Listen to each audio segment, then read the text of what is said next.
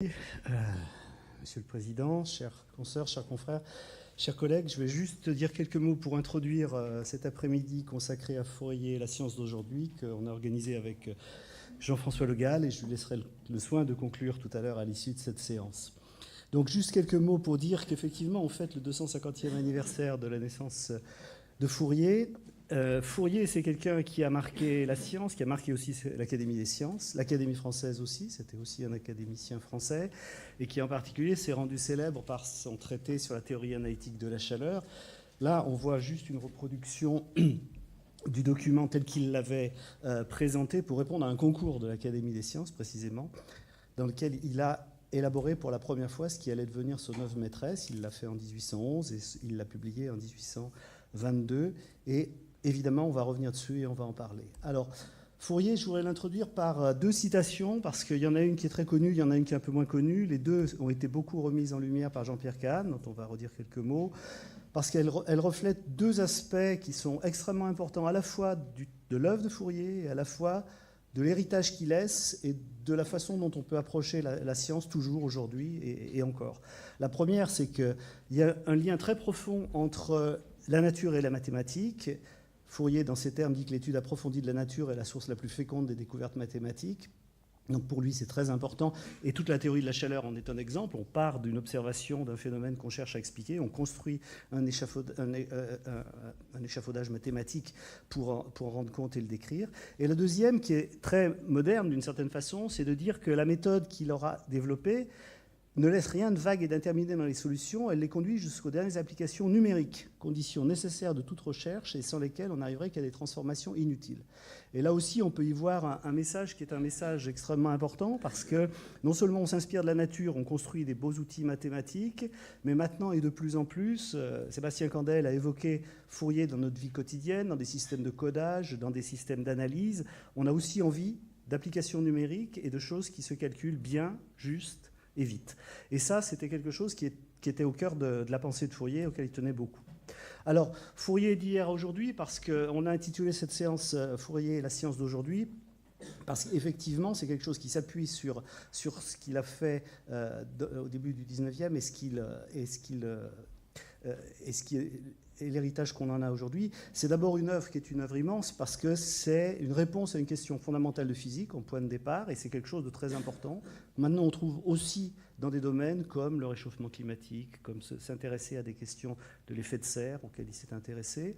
C'est l'invention d'une méthode tout à fait pionnière d'analyse harmonique qui a été à la base de développements extrêmement profonds dans les mathématiques du 19e et du 20e siècle, qui ont profondément renouvelé des outils propres d'analyse harmonique et aussi des façons de penser d'autres outils mathématiques. Et puis de manière plus récente, c'est aussi quelque chose qui est central pour l'analyse du signal et beaucoup d'outils modernes des communications. Et de fait, ça a été aussi mentionné, Fourier, c'est un impact considérable, parce que l'analyse de Fourier, où qu'on se retourne, elle traverse toutes les sciences. Il n'est pas de discipline scientifique, je pense, qui n'ait jamais vu passer une transformée de Fourier quelque part pour une question d'analyse, une question de traitement. Et en plus, Fourier non seulement était un savant, mais c'était aussi un homme d'État investi dans la cité, avec des soucis qui étaient des soucis extrêmement contemporains d'interface, d'une certaine façon, entre la science et la société.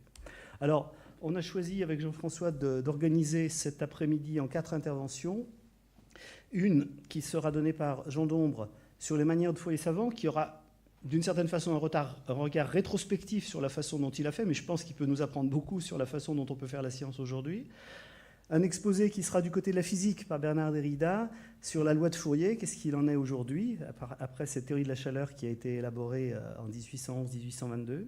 Un exposé du côté des mathématiques avec Gilles Pizier qui nous expliquera ce qui se passe lorsqu'on s'intéresse à des séries de Fourier qui sont aléatoires.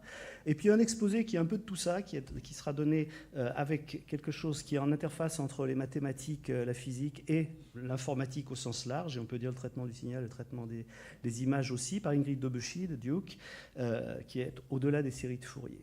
Alors, on va commencer cette séance, mais on ne peut pas la commencer sans penser d'où elle vient. Et effectivement, Sébastien Candel l'a rappelé, à l'origine de ces événements sur Fourier, de l'année Fourier qui est cette année 2018, il y a Jean-Pierre Kahn. Jean-Pierre Kahn qui a été non seulement un immense mathématicien qui a travaillé sur des méthodes de Fourier, à la Fourier, en les entendant, mais qui a été aussi extrêmement investi dans le fait de faire renaître et reconnaître Fourier comme un grand savant qui, d'une certaine façon, même s'il est partout, était un petit peu nulle part, était un petit peu oublié. Il n'a pas la reconnaissance sociale que peuvent avoir d'autres géants de la science, et pourtant il le méritait.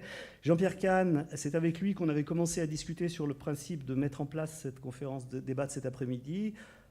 Il nous a quittés début juillet de l'année dernière, d'une manière abrupte et évidemment inattendue. Et donc cette session lui est aussi dédiée, bien évidemment.